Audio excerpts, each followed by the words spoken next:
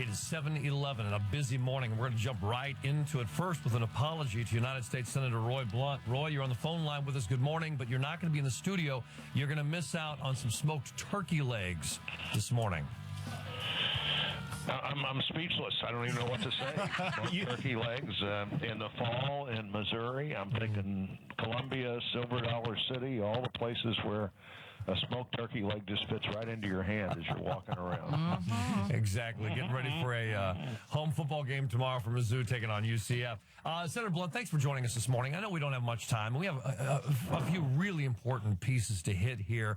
The president, on the eve of the 13th anniversary of 9/11, outlined his plan, something along those lines, for the nation and how we're going to combat ISIL or ISIS.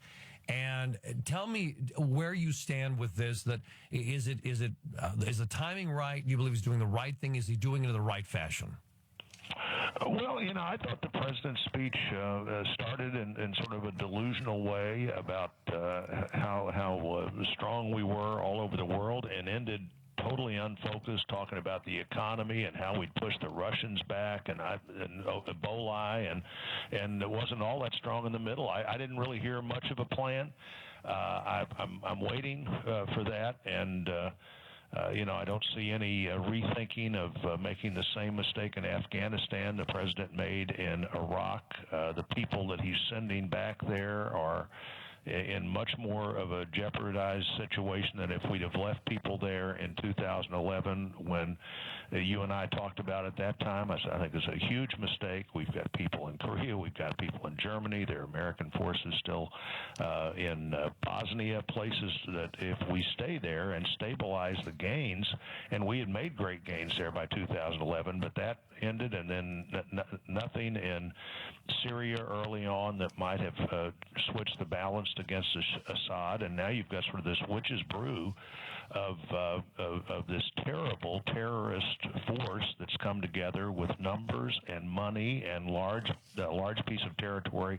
And Tom, it's not Afghanistan, it's not Yemen, it's somewhere right on the back door of Europe, and then beyond that, people fighting there on the side of these terrorists that have American passports and European passports that create a new kind of danger for us.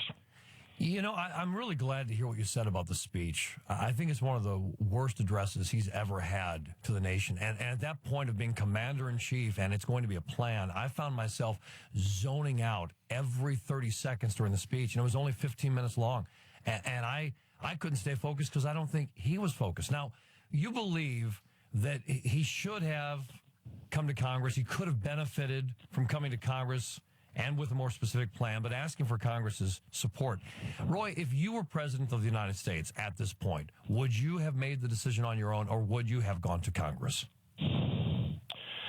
Well, that's one of the greater hypotheticals of all time if I was president at this point. But my advice to the president would have been, and still would be, get the Congress to buy in and have a specific enough mission in mind that the Congress can buy in. Now, I think under the very broad authority that the president was given in 2001, the president has the ability to do what needs to be done here in either Syria or Iraq, and he's had that ability all the time he's been president. So if the president was going to act on his own, he should have acted long before now.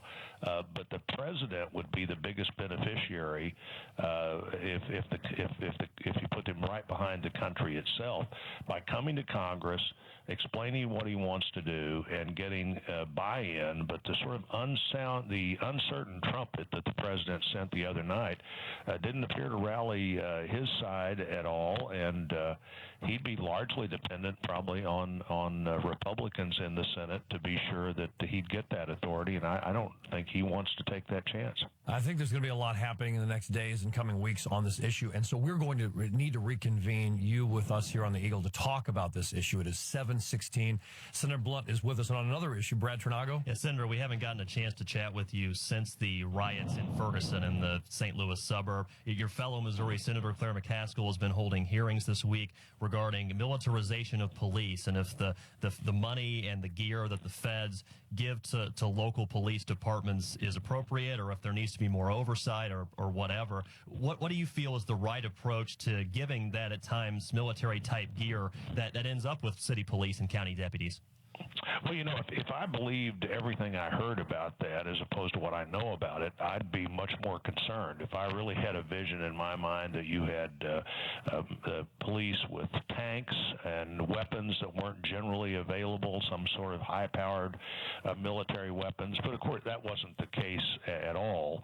And I think we need to be very careful here. When there's a school shooting in mid-Missouri somewhere, you don't want the defensive vehicle, and everything they used was defensive, not offensive. You don't want the bulletproof vehicle that you'd rally around outside that school. You don't want that 500 miles away. It's not like the federal government's doing everything we're doing so well that we can now decide what kind of uniforms local police should have and what kind of equipment they should have. The one important thing that I think did come out in the hearing this week was 36% of all the equipment given to local police by the Defense Department was either brand new or maybe not so new but never been used. That's the real question the federal government ought to be asking itself. I've looked at this equipment. I have looked at the bullet marks on these bulletproof vehicles that were in Ferguson.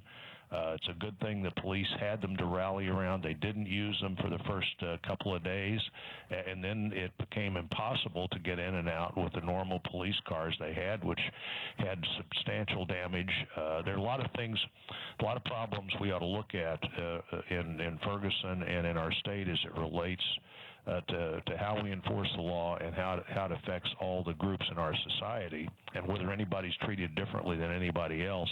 But personally, I think we're making a big mistake here by assuming that the police don't know what they need or how to use it. And things like a Humvee is not that hard to figure out how to use.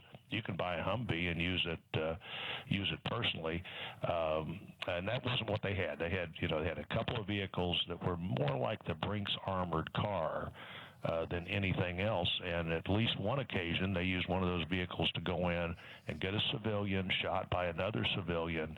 That there was no way an ambulance was going to be able to get in and get that person out. And again, it's a good thing that wasn't somewhere at the state capitol that you'd call for only if you could check the right boxes. Senator Blunt, we appreciate you joining us this morning. And do you want to, by the way, before we let you go, would you like to make a prediction on tomorrow's Mizzou University of Central Florida game? Well, the Jackrabbits did a little better than I thought they were going to do the first game, but when the people that know a lot more than about football around the country looked at the Tigers, they felt pretty good about the Tigers, and I do too. Well, we're going to hold on to a turkey leg for you, if you don't mind. All right. See you soon. Thank you, Roy. Really appreciate it.